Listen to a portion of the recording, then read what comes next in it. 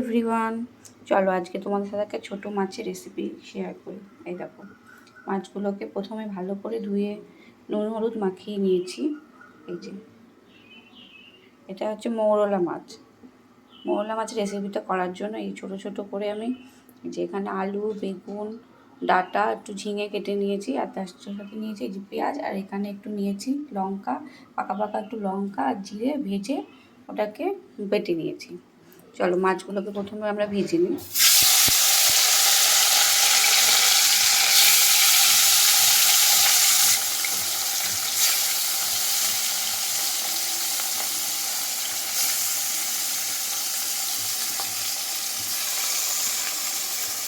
মাছগুলোকে একটু অল্প আগে ভালো করে ভেজে নেব।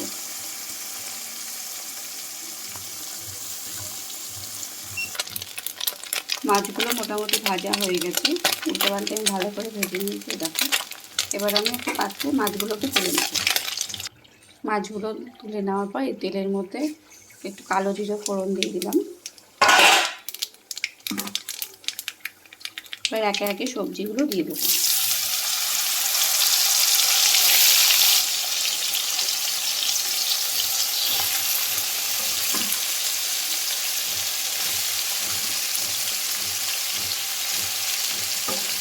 আমাদের বাড়ির সবাই এই রেসিপিটা খেতে খুব ভালোবাসে। তোমরা কে কে এভাবে মাছের ঝোল রান্না করো?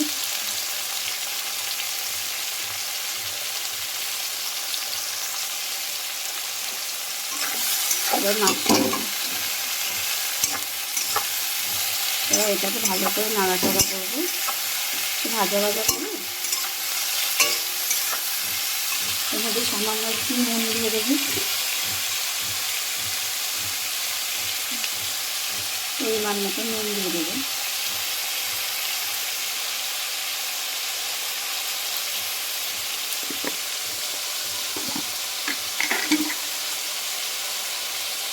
দিয়ে দেবো সামান্য হলুদ।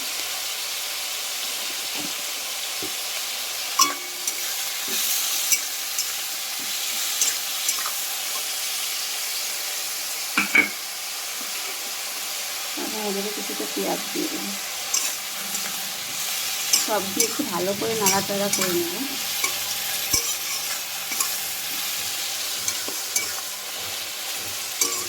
জিরেটা বাটা দিয়ে দিলাম, যে যেমন পরিমাণ ঝাল খায় সেরকম পরিমাণ দিয়ে দিলাম। দিয়ে এবার এটাকে ভালো করে নাড়াচাড়া দিয়ে ঢাকা দিয়ে দিলাম, কারণ এর মধ্যে জল ইউজের দরকার হয় না। এটাতে এই সবজিটা থেকে যেটা জলটা বেরোয় এটাতেই রান্নাটা হয়ে যায়। এরকমভাবে কিছুক্ষণের জন্য এটা ঢেকে দেবো। কিছুক্ষণ ঢেকে দিলাম, মোটামুটি 15 মিনিট পরে ঢাকাটা আমরা খুলে দিলাম। দেখো মোটামুটি কমপ্লিট হয়ে গেছে। একটু সামান্য জল আছে, এটা একটু আস্তে আস্তে রেখে দিলে টেনে যাবে। যে ধনেপাতা খাও সেই চাইলে একটু ধনেপাতা ছিটিয়ে দিতে পারো নামানোর আগে, কিন্তু আমার কাছে আমিও খাই, কিন্তু আপাতত এখন আমার কাছে নেই বলে আমি দিতে পারছি না, তাই জন্য আমি এইভাবেই করলাম।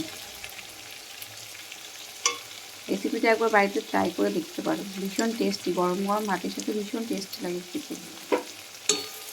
আর রেসিপিটা কেমন লাগলো অবশ্যই কমেন্ট করে জানিও, আর ভালো লাগলে অবশ্যই একটা লাইক, কমেন্ট আর একটা শেয়ার করে দিও। অনেক অনেক ধন্যবাদ সবাইকে।